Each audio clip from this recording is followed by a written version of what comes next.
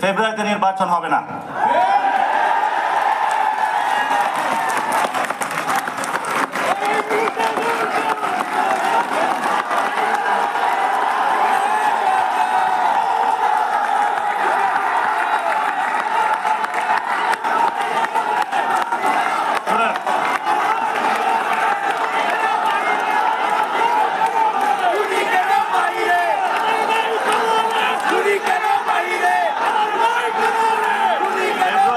নির্বাচন হবে না কারণ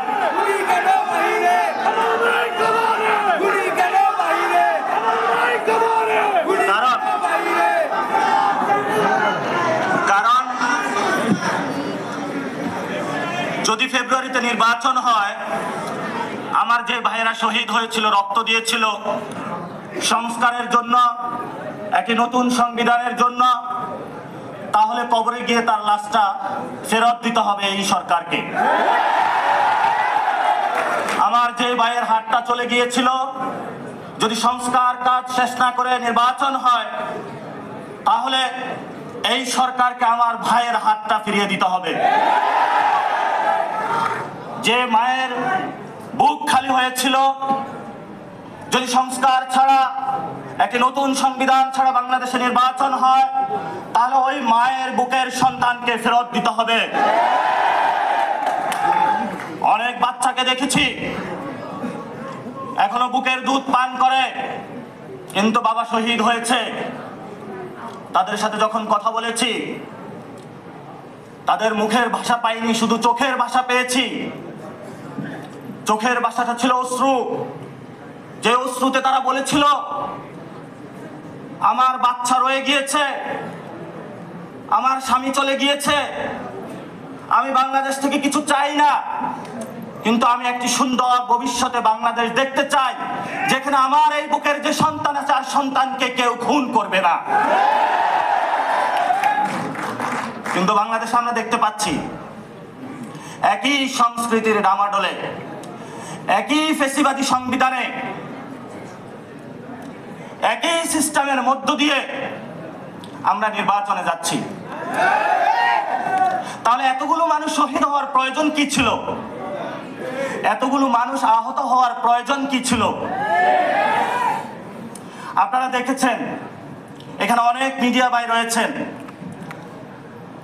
ভারতে হিন্দুত্ববাদী বিজেপি এক এক করে সকল মিডিয়া দখল করেছিল, কিন্তু কিছু তরুণ যুবা অল্টারনেটিভ মিডিয়া সৃষ্টি করে ভারতের বুকে গত ইলেকশনে বিজেপির যে জয়যাত্রা, তাদের যে হম্বি তম্বি, সেটা রুখে দিয়েছিল। আপনাদের কি স্মরণ আছে? আপনাদেরকে সেই ভূমিকায় নামতে হবে। বর্তমানে গণ অভ্যুত্থানে যারা নেতৃবৃন্দ রয়েছেন, 1 লাখ টাকা, 5 লাখ টাকা বিভিন্নভাবে এমনভাবে ক্যারেক্টারাইজেশন করা হচ্ছে, মনে হচ্ছে বাংলাদেশের সবচেয়ে বড় তারা ক্রিমিনাল। এসব ফাইজলামি বন্ধ করতে হবে।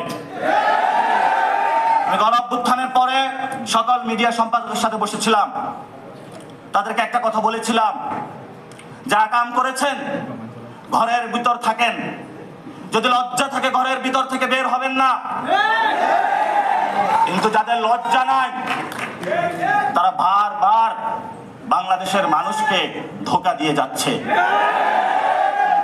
অনেক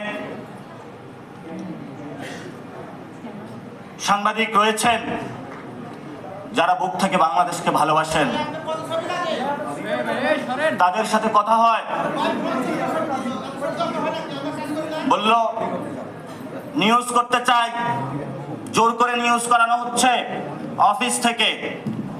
বাসায় বউ আছে, বাচ্চা আছে, দুধ খাওয়ানো লাগবে, বেতন না পাইলে আমি কিভাবে করব? এই মানুষগুলো নতুন একটা বন্দিশালায় পড়েছে। এই মিডিয়া মালিক যারা রয়েছে, মিডিয়া যারা সম্পাদক রয়েছে, এই সম্পাদকগুলো এখন দালালি শুরু করেছে। বাংলাদেশে গণমাধ্যম প্রয়োজন, কিন্তু বাংলাদেশে যেটা গণমাধ্যম হওয়ার কথা ছিল, সেটা আগে ছিল হাসিনা মাধ্যম, এখন আবার কি নাম দিব সেটা বললে তার চাকরি থাকবে না।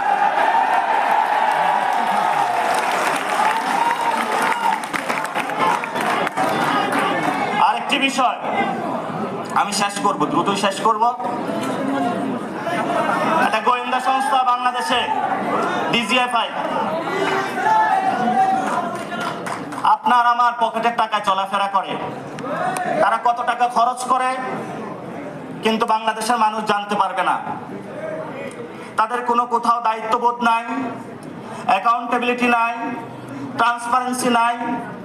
তাদের একটাই কাজ, মানুষকে ভীতি প্রদর্শন করে যে কিছু বলবি আয়নাঘরে নিয়ে আসবো। আর আপনার আয়নাঘরটা আমরা ভেঙে দিয়েছি। সামনে যদি আয়নাঘর প্রচেষ্টা করা হয়, আমরা সে আয়নাঘর কেন ডিজিএফআই এর হেডকোয়ার্টার ভেঙে দিব। যথেষ্ট সহ্য করেছি, যথেষ্ট সহ্য করেছি। বাংলাদেশে যদি ডিজিএফআই থাকতে হয়, অবশ্যই এটা সংস্কার করতে হবে। যদি সংস্কার করতে না পারেন, ট্যাক্সের টাকা নিয়ে যদি গুলিতাক করেন বাংলাদেশের মানুষের প্রতি, 18 কোটি মানুষ এখনো ঘুমায় নাই। কয়টা অস্ত্র ত্যাগ করবেন? কয়জনকে মারবেন? মৃত্যু মেনে নিয়েছি, মৃত্যু হয়ে গিয়েছে। এখন যতবার মারবেন ততবার আমাদের পুনর্জন্ম হবে আবু সাঈদ হয়ে। আসুন মারুন। ব্যবসায়ী ভাইরা, যুব ভাইরা, আপনাদেরকে ব্যবসা করতে হবে, নামতে হবে। বাংলাদেশে উৎপাদনমুখী ব্যবসা বন্ধ হয়েছে। শুধু বিভিন্ন দেশ থেকে কিভাবে এক্সপোর্ট ইম্পোর্ট বিজনেস করে দালালি করবে, এই ধরনের দালাল ব্যবসায়ী শ্রেণী সৃষ্টি হয়েছে। বাংলাদেশে কর্মসংস্থান সৃষ্টি হচ্ছে না। গণ অভ্যুত্থানে যুবকরা নেমেছিল একটি চাকরির জন্য। সে চাকরিটা যদি না হয়, তাহলে আপনার কিসের ইলেকশন? রাজপথে যারা শহীদ হয়েছিল বিচার করতে হবে, যারা আহত হয়েছিল, তাদেরকে যারা খুন করেছিল, অঙ্গহানি করেছিল, শেখ হাসিনাকে ওই দেশ থেকে ধরে আনে বাংলাদেশে বিচারের সম্মুখীন করতে হবে। যদি করতে পারেন তাহলে আপনার মুখে ইলেকশনের ডেট মানায়। জুলাই সনদ হবে, গড়িমাসি চলতেছে। এটাতে যদি সাইন করি তাহলে কোন বিপদে পড়ে যায়? আরে বিপদ না, আপনার সন্তানের জন্য ভালো হবে, আপনার ভবিষ্যৎ বাংলাদেশের জন্য ভালো হবে। কথায় আছে, অনেকেই বলে ব্যক্তির চেয়ে দল বড়, দলের চেয়ে দেশ বড়। এখন আমরা দেখছি দেশের চেয়ে দল বড়, দলের চেয়ে ব্যক্তি বড়। কথাগুলো বলে গেলাম। ভবিষ্যতে অনেক সংকট আসবে আপনাদের সামনে। আমাদের নেতা নাহিদ ইসলাম আছেন, আখতার হোসেন আছেন, বাংলাদেশে অন্যান্য রাজনৈতিক নেতৃবৃন্দ রয়েছেন। বাংলাদেশে জাতীয়তাবাদী বিএনপি, জাতীয়তাবাদী যে দলগুলো রয়েছে, শক্তিগুলো রয়েছে, গণ অধিকার, এবি পার্টি, জামায়াত ইসলামী, ইসলামী আন্দোলন থেকে শুরু করে যারা আমরা হাসিনার বিরুদ্ধে তীব্র প্রতিরোধ আন্দোলন গড়ে তুলেছিলাম, ভবিষ্যতে মাঠে, গ্রামে, গঞ্জে যুব শক্তি কেউ যদি আপনাদের কটু কথা বলে, আমাদের এই সব বন্ধুদেরকে আপনারা সালাম জানাবেন। যদি আপনাদেরকে আঘাত করে, আপনারা তাদেরকে ফুল দিয়ে বরণ করে নেবেন। আমরা সহনশীল, আমরা কারো সাথে কটু কথাও বলতে চাই না, গায়ে পড়ে ঝগড়া বাঁধাতে চাই না। আমরা একসাথে থাকবো। তাদের বিরুদ্ধে, সেটা কি আপনাদের জানা আছে? আওয়ামী লীগ এবং জাতীয় পার্টি ছাড় পাবে না। জাতীয় পার্টি নাকি নতুন কাউন্সিল হয়েছে, পিছনের দরজা দিয়ে আসার চেষ্টা করছে। যতটুকু খবর পেয়েছি, এম্বাসিগুলো খুব উৎপাত শুরু করেছে। আপনি বাংলাদেশের মাটিতে বসে বাংলাদেশের পক্ষে থাকতে হবে। যতগুলো এম্বাসি আছে, এর বিকল্প নাই। বিকল্প অনেক সৃষ্টি করেছিলেন, লাভ হয় নাই, ভবিষ্যতেও লাভ হবে না। কারণ আমরা এখনো জীবিত আছি। যদি কোনো কিছু লাভ করতে হয় বাংলাদেশের উপর দিয়ে, সেটা আমাদের জীবনের উপর দিয়ে করতে হবে। সেই জীবন দিতে সবাই প্রস্তুত আছে। ইনকিলাব জিন্দাবাদ। ভবিষ্যতে দেখা হবে, কথা হবে। আসসালামু আলাইকুম।